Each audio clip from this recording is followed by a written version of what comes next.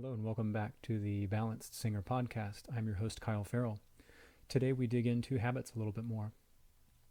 I'm going to be drawing heavily in this episode on two sources that I get a lot of inspiration from. The first is a podcast called Half Size Me, which is in fact a weight loss podcast, but the concepts she talks about are transferable to many parts. And the second, also a rich source of transferable material, is James Clear's book, Atomic Habits. That latter is a book that I recommend everyone read, regardless of what your specialty or walk of life is. It is just loaded with actionable and interesting advice that I have found to be, as I say, actionable, implementable. The point of the atomic part of the title is to start very small. And that gets us started here today. One of the things that James Clear talks about is what he calls optimizing for the starting line. Too often, when we're trying to set goals or instill new habits and behaviors, we think of the end, the finish line. And if we think instead of just getting started and not letting perfect be the enemy of great, then we are much more likely to do the thing today, whatever action it is. Let's talk for singers, practicing. If the goal that I'm trying to establish is practicing on a regular basis, and at present I do not practice on a regular basis, then I would be foolish to just try to go from 0 to an hour of practice a day. I'd be much more wise to focus instead on just getting started. And that's where the 2-minute rule comes in. James Clear uses in the book the example of if you're a non-jogger and you're trying to become a jogger, someone who lives out that identity as a jogger, then you'd be wise to focus not on running a half marathon, but instead on getting the shoes on and getting out the door. And one thing he says is you can't optimize until you standardize. I just love that. You can't optimize the behavior until you've standardized the behavior. So instead of letting perfect be the enemy of the good, start small and work your way up. And that sounds like such obvious advice. I can hear you saying, yeah, of course, duh. But how often do we flout that advice? How often do we start a new habit, like trying to lose weight, and one single bad weigh-in or one single bad day of eating torpedoes the whole enterprise, instead of looking at what we're doing over time? So, for our singing habit, for our practicing routine, or if your goal is to check your email more routinely, right? Set aside 1 minute to just start checking your email. Set aside 5 minutes to start practicing. And if that's all you do today, that's a heck of a lot better than 0 minutes. This gets me to another concept. And perhaps the most important thing I have to say today is to not get caught up in one good day or one bad day, because you are the result of the average of your behaviors. Let me say that again. We are all the result of the average of our behaviors. If you're a voice teacher, think about how you know from a mile away the students who don't practice for 6 days, but then the day before their lesson, they practice for 3 hours. Have they gotten better? Yeah, kinda, in some ways. But it's clear as day that they have not established a regular practice routine. It's clear that their gains are built on sand.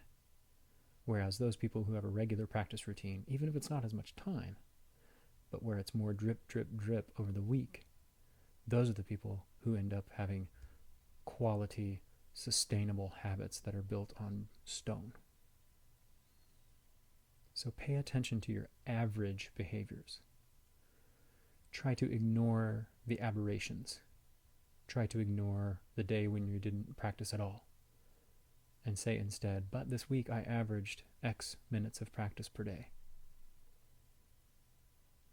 Because life happens. Days off are going to happen, sooner or later, no matter how staunch you are about building your routine. Days off are going to happen, and quite frankly, they should. For singers, we should take a day off every once in a while. But that should be a A day off of singing should be an aberration rather than the routine. I mentioned earlier Half Size Me, and something Heather, the coach on that podcast, talks about a lot is minimum and preferred behaviors. And I think this is a really cool concept for singers to think about. So I'll just go first. I would say my preferred behavior, if I could wave a magic wand, I would average 75 to 90 minutes of practice a day, particularly kind of in the season. I'm recording this in the COVID era, so that's a heck of a lot of practicing for a time when I'm not going to be performing at all. So let's ratchet that down a little bit. Let's say I want to average practicing an hour a day. And folks, I'll be the first one, full disclosure, I'm not averaging an hour of practice in this last several months. Far from it. But my preferred behavior, I would say, would be an hour of practice a day. That's a good summer goal, and it's July 1st today. My minimum behavior, I would set quite low.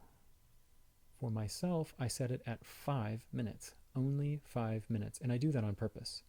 I do that so that my minimum behavior is easily surmountable.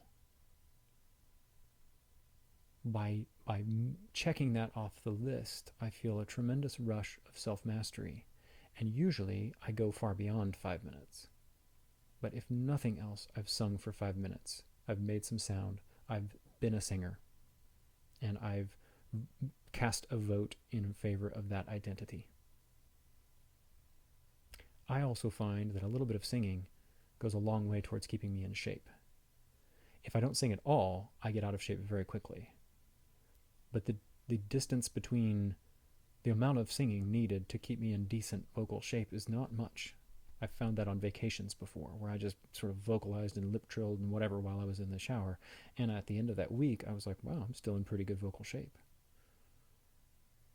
So for students, college students in the summer, when they're first spreading their wings and trying to fly on their own, independent, that's something I always tell them, is look, you don't have to practice. You're working a full-time job, I get it. But just vocalize for 15 minutes while you drive to work. That's so much better than zero. And often they say, is it really? And I say, yes, it's much better than zero. The difference between zero practice and a little bit of practice is so much bigger than the distance between my minimum behavior of 5 minutes and my preferred behavior of 60 minutes.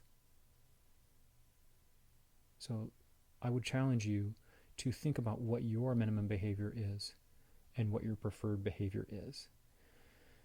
And try every day to at least hit your minimum behavior, and try most days to hit your preferred behavior.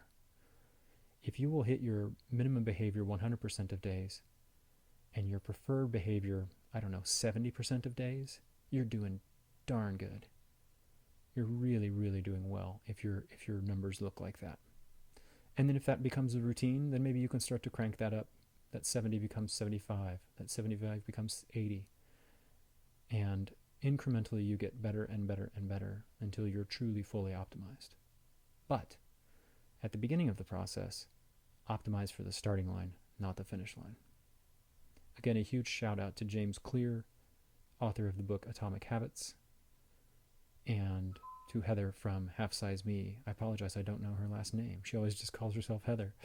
But those are two great inspirations and have really got me thinking in this mindset of optimizing for the starting line, minimum preferred behaviors. And I'll close by reminding us we are the result of our average behaviors, not our unusual once-in-a-blue moon behaviors. We are the result of our average habits, our average behaviors. I wish you all the best, and until next week, I'm Kyle Ferrill with The Balanced Singer.